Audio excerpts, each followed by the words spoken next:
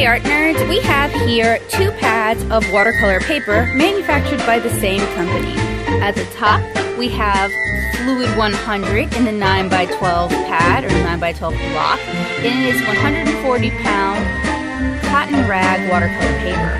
Below it we have Fluid Easy Block watercolor paper. It's 140-pound, still cold pressed, and this is cellulose-based watercolor paper. So this comes from wood pulp, and this comes from cotton. And we're going to do a side-by-side swatch test today to demonstrate how colors can differ on cotton rag papers from cellulose papers. So keep watching.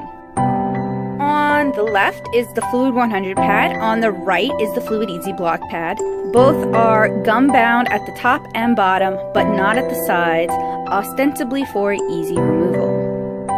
And for today's swatch demonstration, we're going to look at several different brands. We've got Mijello Mission Gold, we've got St. Petersburg White Knights, we've got Sennelier Swatching, we've got M. Graham, their test pack, we've got Daniel Smith Essential 6, we've got Vinci Watercolors, and we've got the 18-color set of Holbein. We're not going to be testing every color in every set. We're going to pick 5 and we're going to swatch from there. And this is really similar to the M. Graham multi-swatch test I did, and that should be coming up really soon. But this is a great little preview of the watercolor reviews that I have coming up in the works. So if you are excited about that, make sure you keep an eye out for them.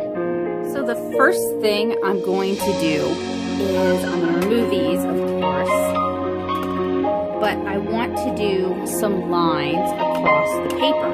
And this is so we can test opacity. This is so we can test how well the watercolors are sinking into the paper. And I'm using a waterproof pigment-based ink. This is the Sakura Pigma BB. I often use a Pentel pigment-based brush pen. Just anything that's pigment-based is not going to deactivate when you add water on top of it, and it's also going to kind of help you judge how the colors sit on the paper. So we want 5 major lines across the paper because we're going to be testing one color in kind of every category. We're basically going to be doing the same color we did for them.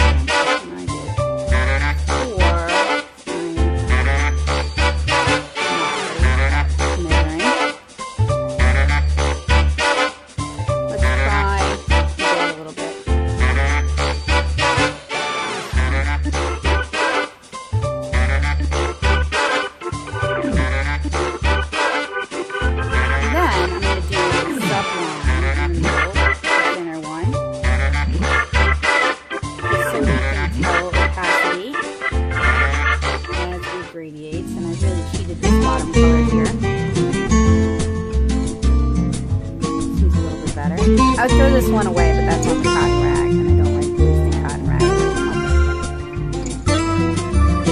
So, when I am swatching watercolor, I do 2 types of swatch generally. I do a mass tone swatch, which is the color at full intensity, and then I do a gradiated wash swatch. So we're going to be doing both of those today, and I'm going to give these a chance to cure. And curing means the ink has had a chance to soak into the paper and dry, and that's kind of what helps make it be waterproof. So these are all of the palettes I'm going to be swatching for this demonstration today. We have 1, 2, 3, 4, 5, 6, 7 different palettes, and this isn't how I typically swatch, but I know I'm kind of reaching the end of my watercolor reviews for the professional grade watercolors. So I'm sort of figuring out how I want to do my massive all-inclusive swatch test to help myself and other people decide which brand might be, or brands. I always advocate multiple brands. Which brand or brands would be right for you. Now, we are going to be doing the same color palette we did in the M. Graham test, and this is based off of the M. Graham test. So we had some leakage in here from Terra Rosa. It was the only one that leaked though, and I may just remove it entirely. We're going to be testing the yellow, the red, the blue, the green, and then our burnt umber. And I'm going to have to double check on the color names for these. If you guys are interested in the color names, I can add those in the description below. But I'm just going for, I'm kind of eyeballing it, and I'm selecting the colors that best match what I have in this palette here. I'm going to be swatching all of the essentials. No, I'm not going to be swatching all the essential 6 because I added a burnt sienna black. But I'm going to basically be doing an equivalency with all of these palettes, and I'm going to do one palette at a time.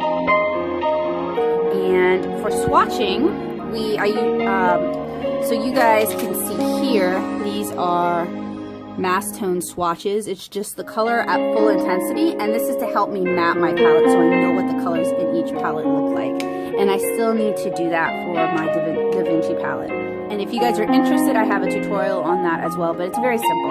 So for today, I think we're going to be doing mass tone and then gradiated washes. I have 2 synthetic brushes here, as well as a cup of clean water. So let's go ahead and get started. We're going to begin with the M Gram palette, and again, this is the cotton rag paper, this is the cellulose paper. I am not going to pre-wet these because they are honey based and they're very quick to activate anyway.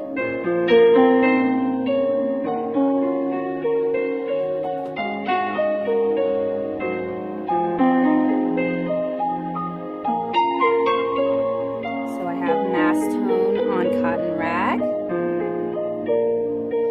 mass tone on cellulose,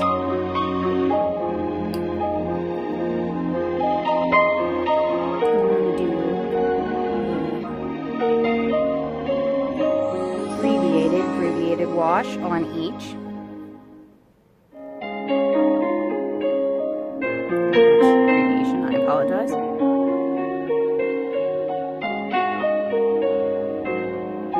It's to be a really abbreviated gradiated wash on the cellulose.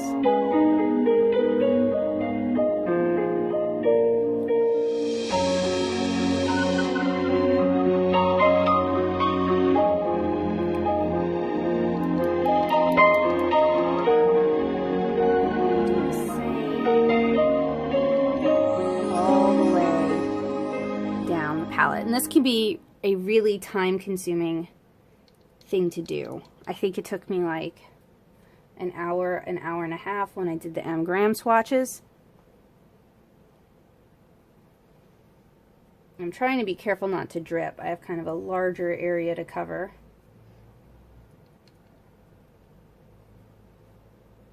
And as you guys can see, the colors look pretty bright, pretty similar on the cotton rag and the cellulose while they're wet, but I find the differences really come out after they've had a chance to dry. And if you're having difficulty seeing the differences, don't worry, I am going to scan both of these pages and make sure they are accurately color adjusted, not to reflect the actual colors, but to reflect the actual paper. Now I do swatch on both cotton rag and cellulose based paper. I paint on cellulose paper. I do my watercolor comic pages on cellulose paper. So it is important for me to know how colors will handle and what they'll look like on cellulose paper. But I use cotton rag paper for my standalone illustrations. So I do use both. So for me, it's important to know how a palette will handle on both. And I've been working on kind of switching away from using so much Winsor Newton because I'm just not 100% happy with the price point and the quality. So that's why I've been doing a lot of watercolor tests. This one isn't going to get as much of a gradiated wash.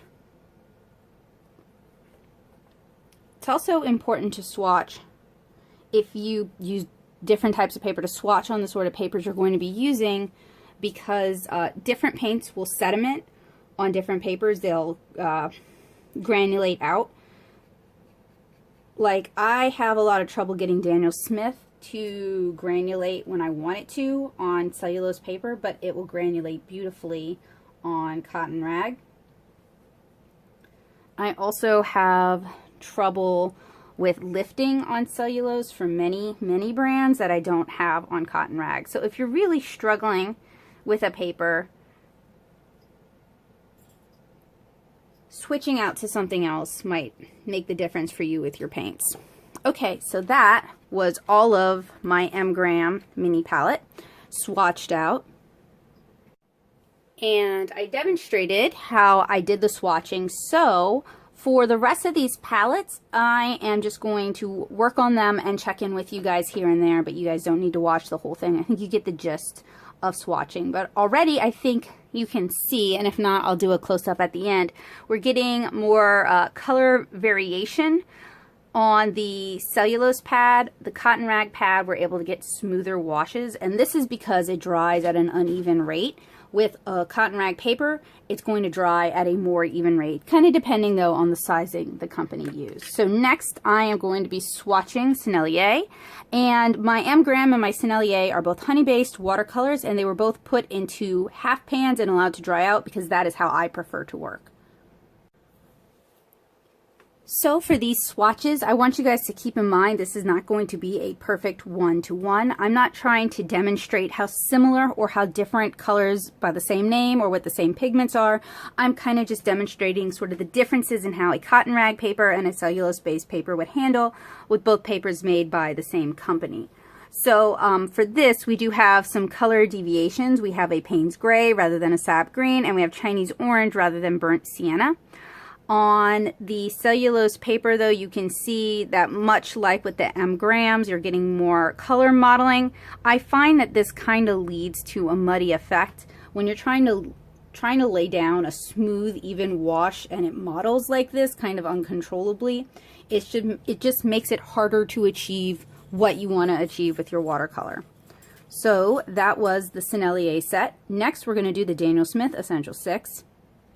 You guys have probably noticed that for many of these are custom palettes. I have mini palettes. You can make them out of almost anything, and it's really fun to do, and it's very inexpensive. It's less expensive than purchasing a palette. So for this set, we're going to test the yellow, we're going to test this particular red, we're going to test this blue, we're going to test their burnt sienna, and then we're probably going to test the phthalo blue as the green.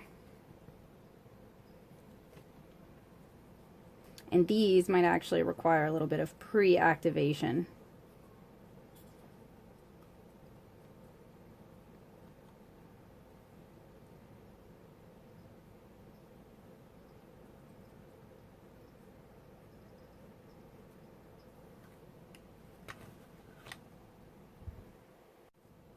Alright, that was my spin on the Daniel Smith Essential 6. We did use 4 of the Essential 6 plus the burnt sienna. And what's kind of nice about Daniel Smith is they kind of the brands that I have experience with, they and Winsor Newton handle very similarly on cotton rag paper and on cellulose paper. You can get a little bit more out of almost any watercolor I've found on a nice cotton rag paper, but it is really nice that it's just a solid performer kind of regardless of the paper that you're using. Next, we're looking at the St. Petersburg White Knights. These are not the same as Yarka St. Petersburg, and I will do a head-to-head test of Yarka's St. Petersburg and St. Petersburg White Knights once I can find my Yarka set. It's hidden somewhere in the watercolor hoard. So for this, I'm going to test this one here, this, and this one, and also, which is the sap green, this one right here. Now, these arrived as semi-moist pans, so I'm going to do them the service of activating them. And activating them just means you're adding a little bit of water, ideally clean water. I need to go switch out my cup, because that's important when you're swatching, is don't let your water get too dirty, because then you're not going to get accurate color. But I'm just adding a little bit of water to the colors that I'm going to swatch. And I'm going to let that sit for a few seconds, like 10 seconds. I'm going to switch out my water, and then I'm going to get to swatching. All right, so that is the the St. Petersburg White Knights all swatched out. I also intend on doing a follow-up video where I swatch very inexpensive watercolors on cotton rag versus cellulose paper. I want to mention that one of the reasons it's so important to swatch is that, for example, in nicer, more expensive palettes, often some of the colors may look dark. You can't really tell what they are. They seem kind of unexciting. But with cheap palettes, often the colors are very bright, very saturated, very candy colored. And the way they achieve that is they add talc or like calcium, something, a white additive. And that makes the colors pop more, but it also makes them chalky. It makes them very muddy when you try to layer them. So swatching can be a really good way to figure out if your watercolors, maybe watercolors from another country that you're not familiar with, like the St. Petersburg or like Mijello or like Holbein, just anything you're not used to, whether or not they have a lot of optical brighteners in them. Now, some pigments are naturally more opaque than others. Ochres, for example, are typically more opaque. That's why we're doing the opacity test. So you know an ochre, you know most earth colors are going to be more opaque. But if your reds, if your greens are more opaque, you may be dealing with a lot of optical brighteners. Another way you can tell is if your water, your rinse water, turns to mud, like chocolate milk, very, very quickly. And we're going to see that when I start doing some of the cheaper watercolors. When I did the Crayola washable watercolors, which is obviously very cheap, it turned to chocolate milk goop soup super quick.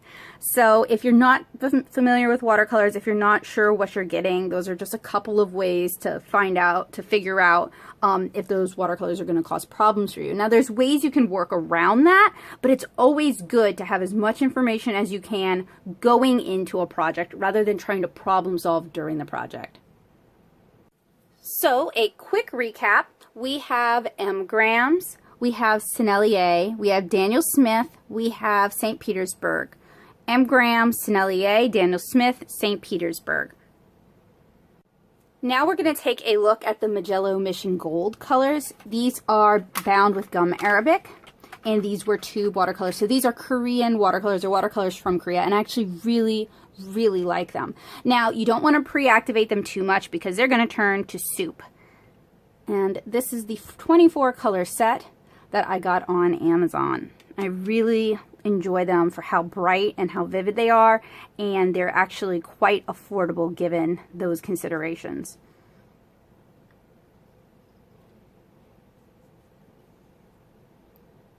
So I am going to add a little bit of water, partially as a visual signifier for me of what I'm swatching, because I am a forgetful gal.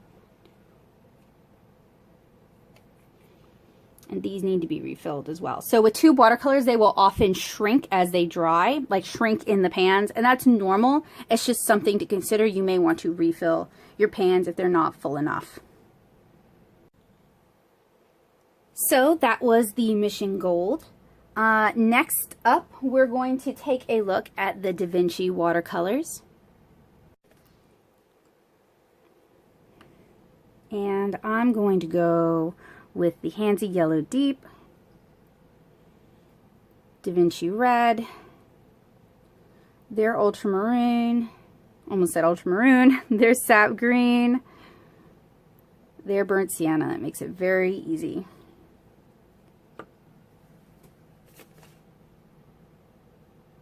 Alright, so that is the Da Vinci swatches. Another thing is nice watercolors you can find the pigment information either on the packaging or online on the company's website. They don't try to hide what pigments they're using. They will also be very clear about what is transparent, what is semi-transparent, and what is opaque.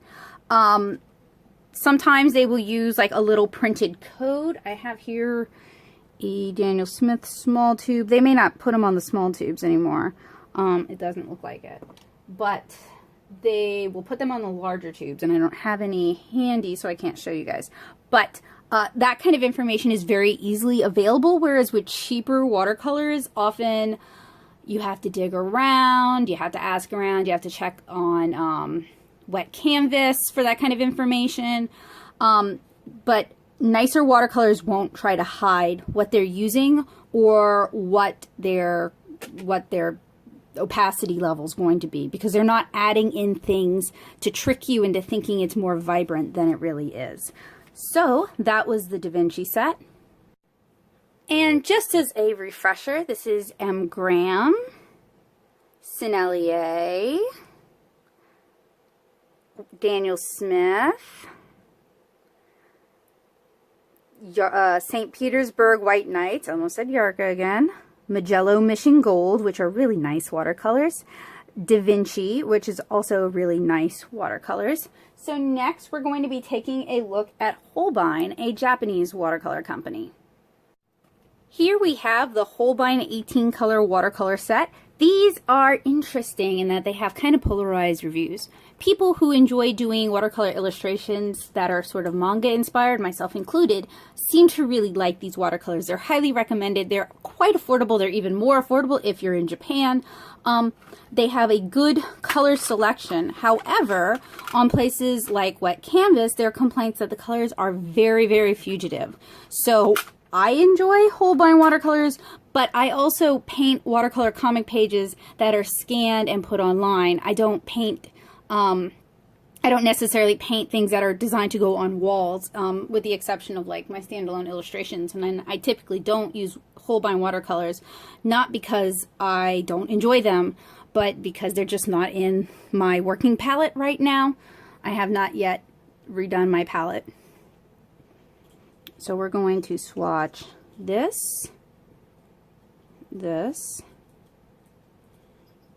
Not really a good analog for the sap green. This. And this looks like it's different sienna.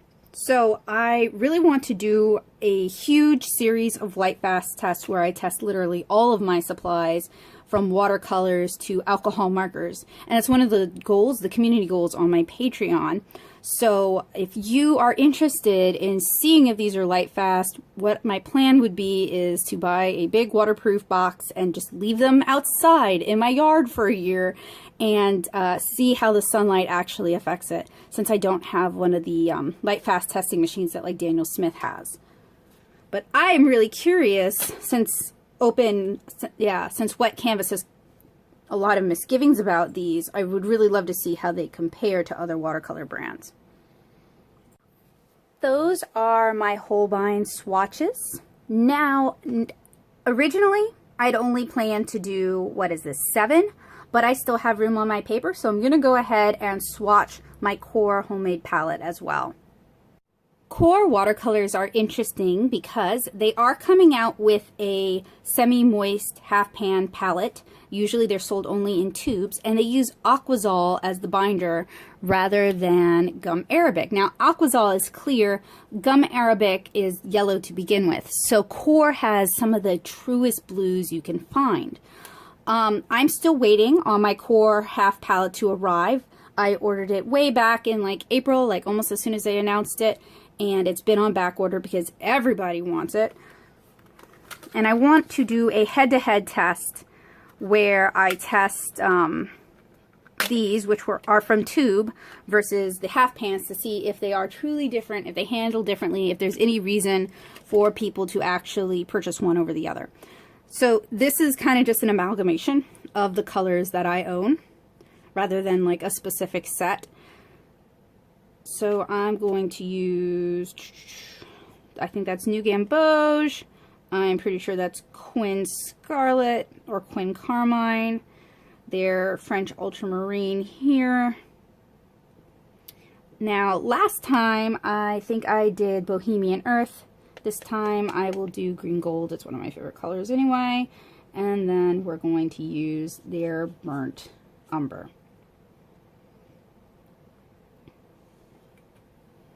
And since this is our last swatch test, I'll go ahead and swatch it for you guys. We can hang out a little bit.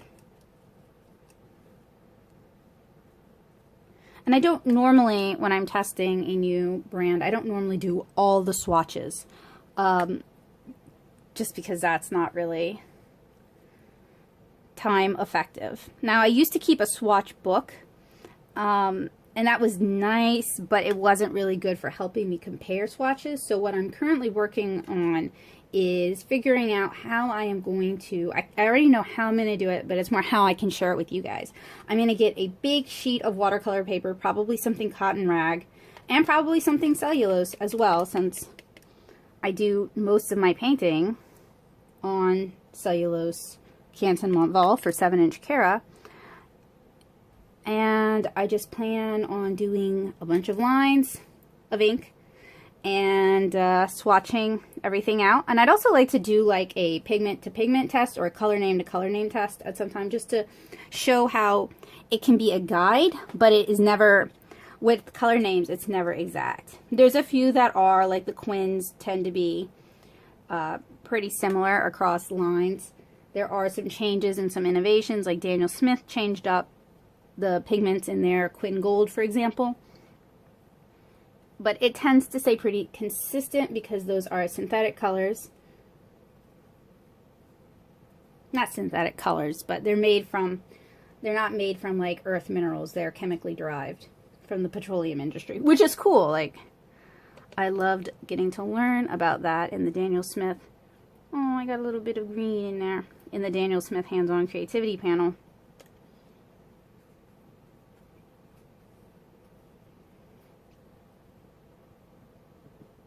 You guys can't tell, art supplies are kind of my fandom to like an extreme degree.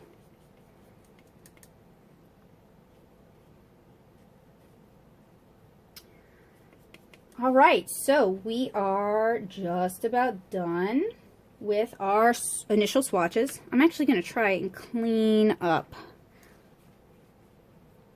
the green and the ultramarine. We have swatched 8 different brands. They are all fairly high quality to high quality brands. If your favorite brand isn't here, I apologize. This is not my all-inclusive test. So another reminder, this is Fluid 100 cotton rag watercolor paper, 140 pounds cold press. This is Fluid Easy Block cellulose base paper, 140 pounds cold pressed. They are both machine made, mold made papers.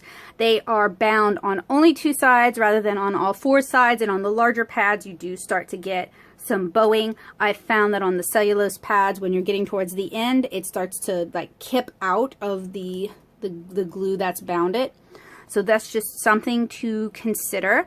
These are the swatches that are still fairly wet. I am going to allow these to dry, and then we're going to check in on and see if the color has shifted or changed any. And again, a reminder, in case you're forgetful like I am, because these are not labeled yet. M. Graham, Sennelier, Daniel Smith, St. Petersburg, and I'm switching over the lines here, Mijello Mission Gold, Da Vinci, Holbein, and Core Watercolors. And we're just going to do a little bit of a flyby.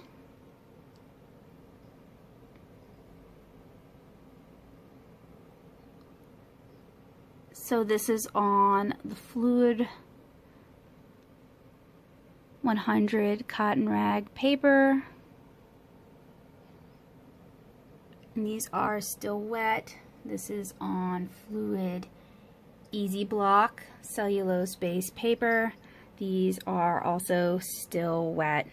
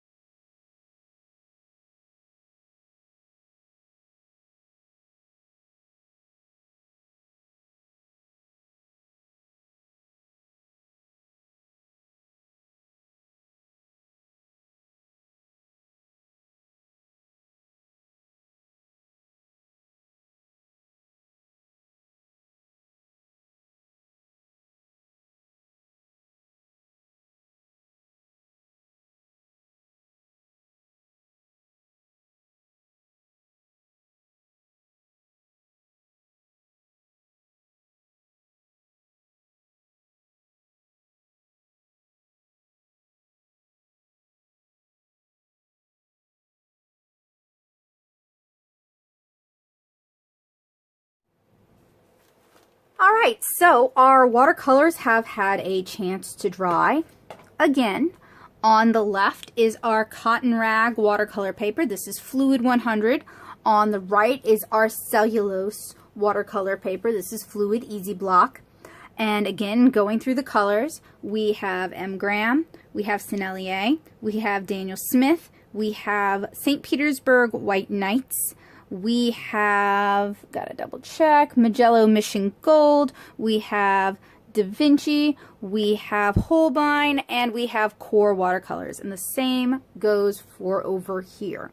Now, there's a lot of backwashes on both sheets. And that is because as I was doing my washes, I added additional water and I was working fast, so I wasn't particularly careful about making sure it was a clean and even wash. But I still noticed that over here on the cellulose paper, we do have some uneven drying areas where you can tell that it dried, especially like in the red from the M. Graham set. You're getting granulation that you wouldn't get over here. This is a nice even wash.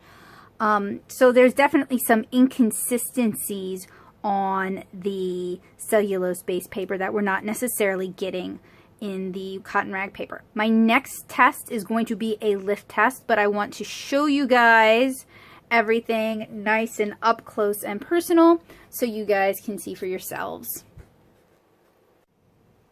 So this is the cotton rag paper. We're gonna zoom on in and pan slowly.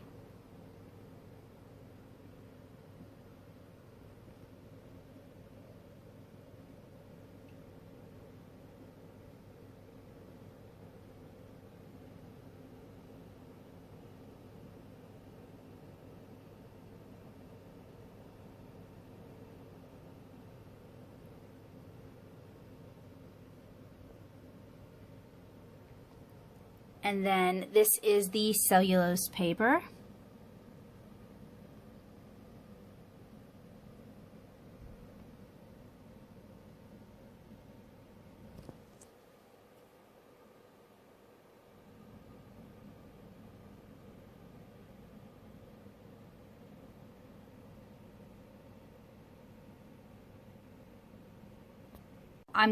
Now I'm going to pan, starting from the cotton rag paper to the cellulose within the color families.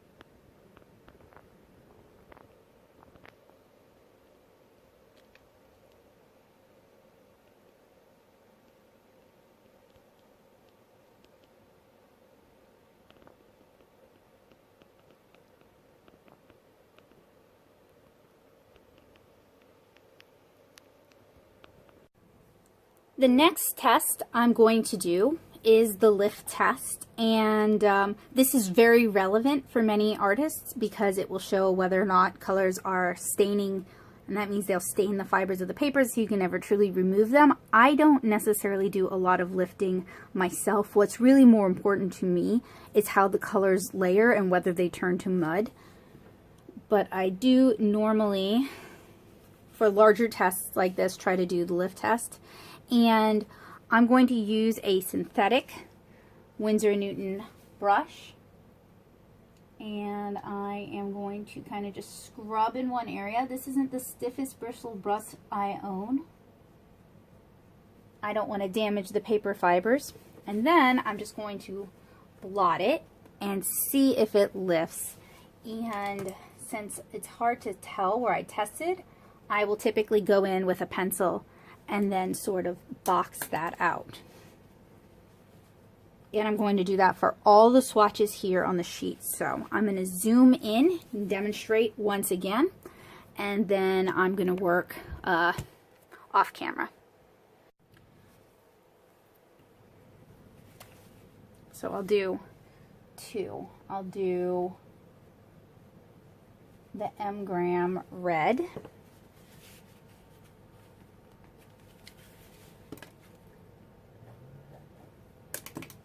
And then I'll do the Sennelier yellow.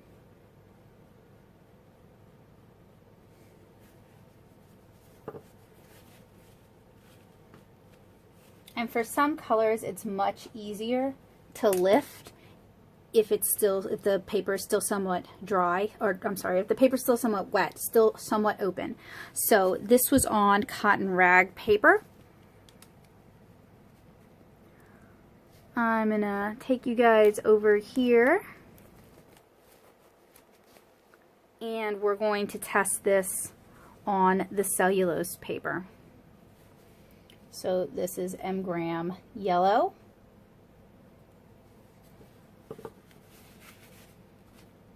Blot. And then mark it. Then we're gonna do M-Gram red.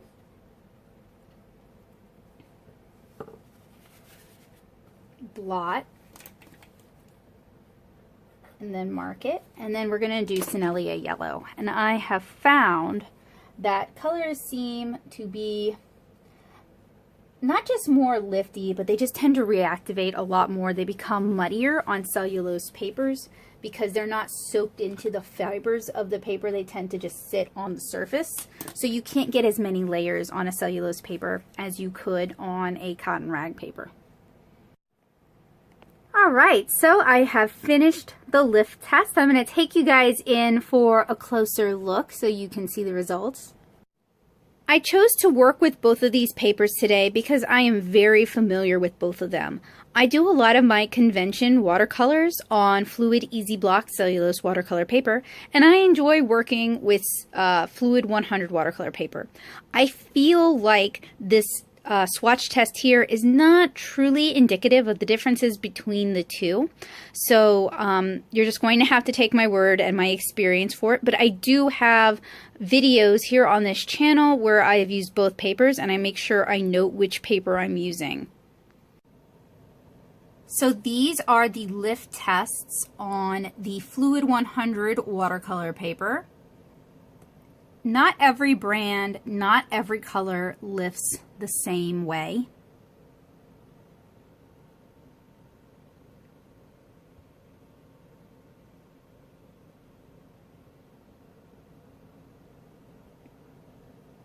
I found the yellows to be the hardest to lift, or the least likely to lift, and I found the core colors, perhaps because I was using a lot of petrochemical synthetics, a lot of quinacridone based colors, I found those also to be quite staining.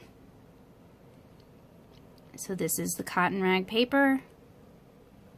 This is the cellulose paper. In general, I found that the cellulose paper was much more prone to lifting.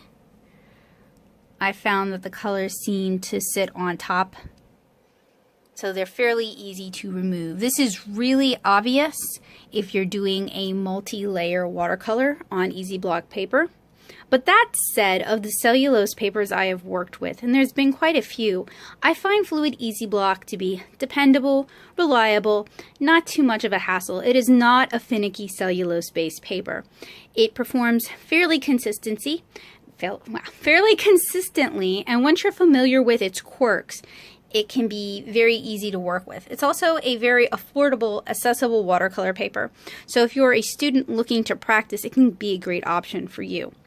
Fluid 100 is a nice, mild-mannered cotton rag watercolor paper. There's not a lot of tooth to it. So if you're the sort of watercolorist who likes hot press papers, or you're just not used to like rougher tooths, you don't necessarily like arches because it's too rough for you, Fluid 100 could be an excellent alternative. It is also quite affordable. It's a little more expensive, of course, than the Fluid Easy Block, but it's cheaper than many comparable cotton rag watercolor papers, and it's sold, you can find it in a lot of stores.